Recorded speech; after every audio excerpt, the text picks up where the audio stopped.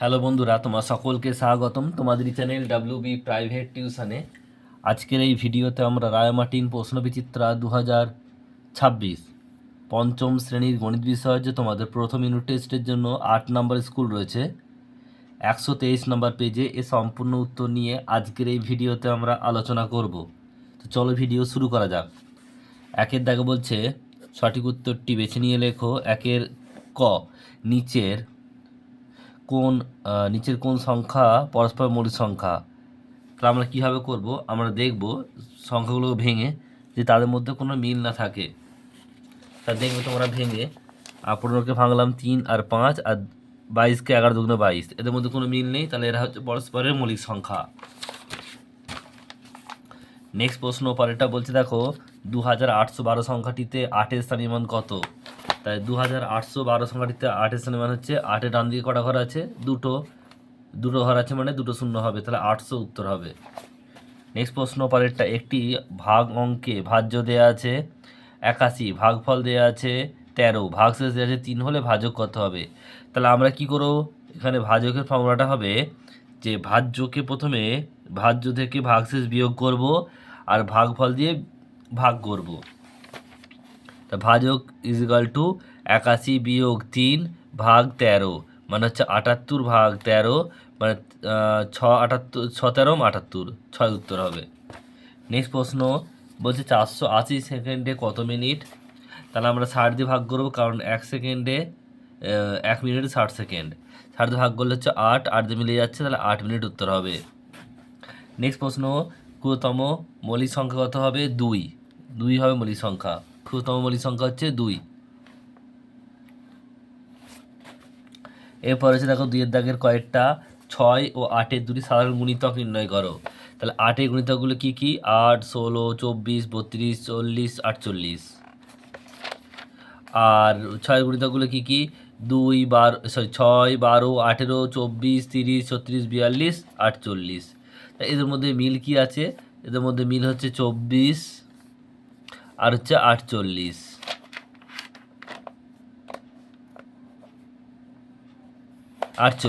তাহলে উত্তরটা হবে 48, 24 ও 48। নেক্সট প্রশ্ন পরেরটা বলছে দেখো যে 24,315 সংখ্যাকে স্থানীয় বিস্তার করো।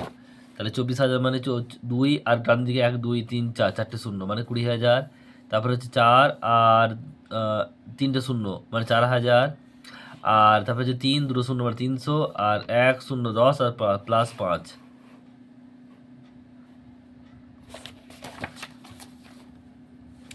নেক্সট প্রশ্ন পরেরটা বলছে প্রদত্ত সংখ্যাগুলিকে মানে ঊর্ধ্বক্রমে সাজাও, মানে ছোট থেকে বড়, যে সবচেয়ে ছোট তাকে সামনে দেবো আর সবচেয়ে বড়টাকে শেষে দেবো।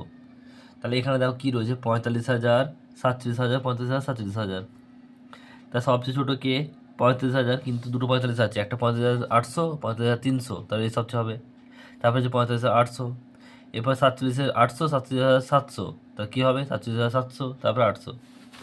উত্তরটা কী হবে, 45,315, তারপর হচ্ছে 45,815, 47,720, 47,825, এটা হচ্ছে উত্তর।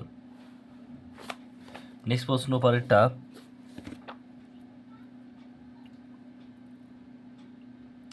এক এবং মৌলিক সংখ্যা উৎপাদকের সাহায্যে 66 এবং 84-র মধ্যে এর গসাগু নির্ণয় করো। আমি ভেঙে নেবো, 2 দিয়ে গেলে হচ্ছে কত, 33, 3 দিয়ে গেলে হচ্ছে 11, 2 দিয়ে গেলে হচ্ছে 42, 2 দিয়ে গেলে হচ্ছে 21, 3 7 21।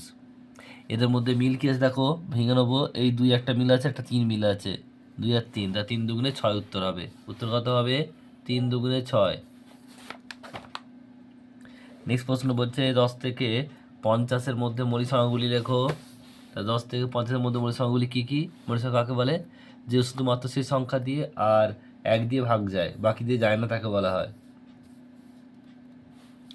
10-এর পর 11, 13, 17, 19, 23, 29, 31, 37, 41, 43 আর 47। নেক্সট অঙ্ক পরেরটা বলছে কোনো এক সংখ্যা থেকে 3,402 বিয়োগ করলে করায় 5 অঙ্কের ক্ষুদ্রতম সংখ্যাটি পাওয়া গেল, সংখ্যাটি কত হবে। তাহলে আমাদের আগে জানতে হবে 5 অঙ্কের ক্ষুদ্রতম সংখ্যা মানে কি। তাহলে 1-এর গায়ে কটা শূন্য হবে, 4টে, তবেই 5 অঙ্কের সংখ্যা হবে। আর সংখ্যাটি যে বলেছে, তাহলে কী করবো, আমরা যোগ করে দেবো 10,000, 10,000 প্লাস 3,400 2, তাহলে কত হবে এটা? 13,402। নেক্সট প্রশ্ন পরেরটা, একটি শরৎ রচনাবলীর মূল্য হচ্ছে 405 টাকা। রবীনবাবু ঠিক করেছেন 120 জন ছাত্রছাত্রী প্রত্যেককে একটি করে শরৎ রচনাবলী দেবেন। তিনি কত টাকা খরচ করবেন? তিনি মোট খরচ করবেন 405 গুণিত 120, মানে হচ্ছে 38,600 টাকা।